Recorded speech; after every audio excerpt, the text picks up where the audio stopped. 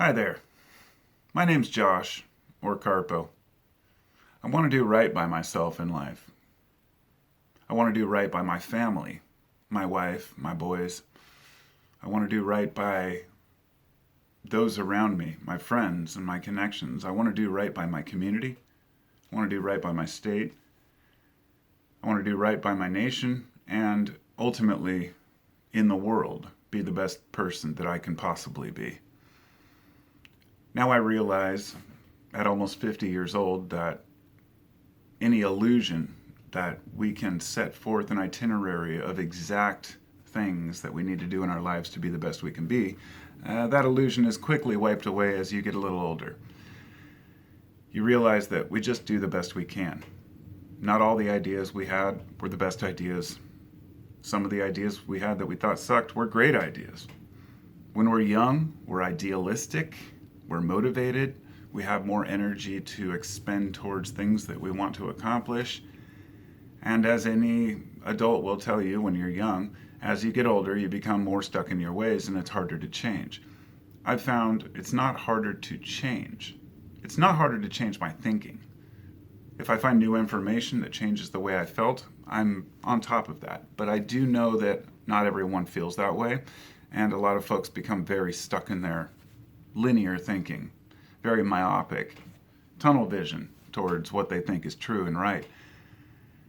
But I don't blame them, and I don't fault people for that, because I realize that everybody is navigating using a different map. Most of these maps are invisible, I should say, not even a map, but it's like we're walking through a dense fog all the time.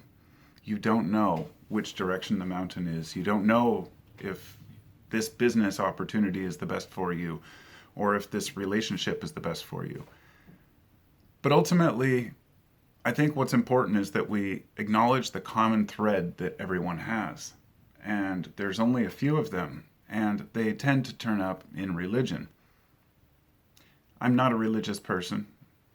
At least I don't follow an established religion. I do believe in let's just say, a higher order of consciousness and awareness than we could possibly even imagine. I can't define that consciousness and I don't try to. However, I've used religion as something that I used to despise, but now understand as a way to say, what are the commonalities between the average secularist and the average religious person? What are the aspects of religion that have attracted people? And you can, in my opinion, nail it down to three aspects of human existence. The three things that really drive us in our life. And I'm sure that there are plenty more I didn't consider, but they are guilt, justice, and hope. And when you look at any religious text, those three things come up consistently. Number one is guilt. That's the obvious one.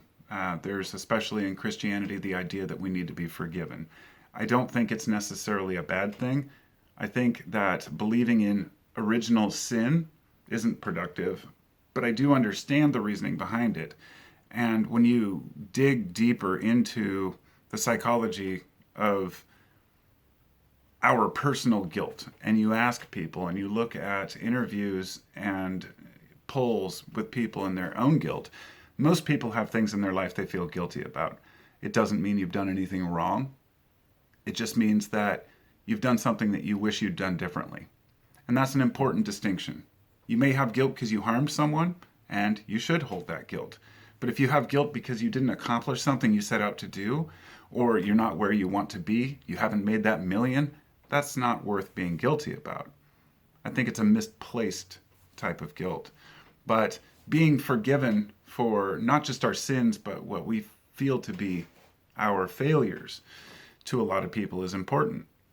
And if we can't forgive ourselves, which a lot of people can't, then they go to the next best thing, which is going to a confession booth and having someone else forgive them. And if that works for them, I say, so be it. As long as these aren't such horrendous sins that you're basically just trying to feel good about doing bad. It always comes down to that simple, basic rule as far as happiness. So long as you harm no other, do thy will. Enjoy yourself, as long as no others are harmed. I remember, I think I heard Aleister Crowley once, he was known for saying, do what thou wilt. And I was like, no, no, no, no. Do what thou wilt, so long as no other creature is harmed, so long as the environment's not destroyed, so as long as what you want to do doesn't affect everyone else negatively.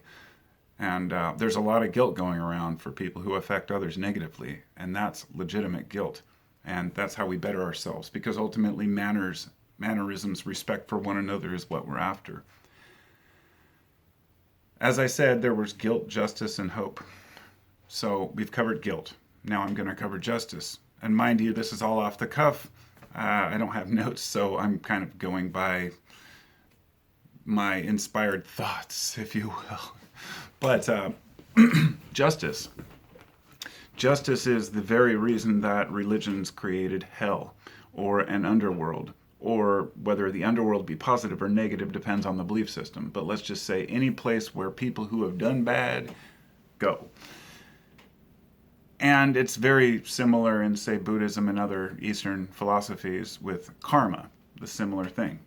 If you do bad things will happen to you. Or as my friend Ben said back when we were stoned at like 17 years old sitting there, and he said, if you do bad doo-doo, then poo-poo will screw you.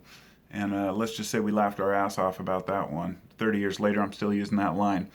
But yeah, if you do bad doo-doo, then poo-poo will screw you. And often you will get screwed, but it's not necessarily a karmic or universal energy that's doing this. It's just that if we do bad shit, it comes back on us one way or another. And even if it doesn't befall us, it befalls someone else. So when we live our lives to the best of our ability and we respect others, we tread lightly, we say hello, we say goodbye, we don't steal, then we see another person over here who does nothing but lie, cheat, and steal. Maybe they're an abuser. Maybe they've killed someone. And the mind of the individual says, this person does not deserve, heaven. They don't deserve the afterlife or anything good. They deserve punishment. And when somebody gets killed in battle, let's say they went out and they killed a bunch of people and then they get killed before they can go to jail or serve any time. A lot of people are frustrated with that. They don't want people to die because they figure that's the easy way out. So we've created this idea of a fiery pit, an afterlife where you will burn if you haven't fulfilled the obligations of a good human. That's also understandable as to why people believe that. However, this takes away from often earthly justice, or what we seem to need today with a lot of people is street justice.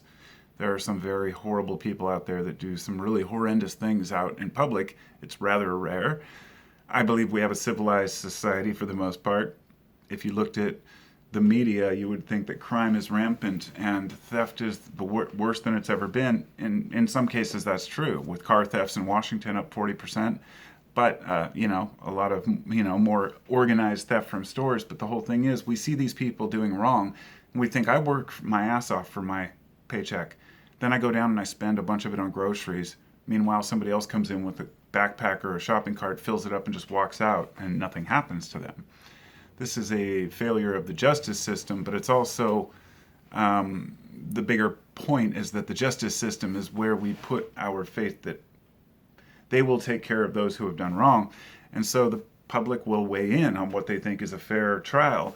Like, hey, man, some people get out after murder after like 5 years. And some people go to prison for life just for abuse or one mistake. With, the guy that went to prison for 35 years when he was 16 for having some cocaine because he was framed by the cops. The justice, people hate it when there's injustice, and that is part of our psyche. We may have guilt, but we also have a very strong focus towards justice. And the next one and the last one, as I said, there's guilt, justice, and hope. And hope is obvious. Hope is heaven.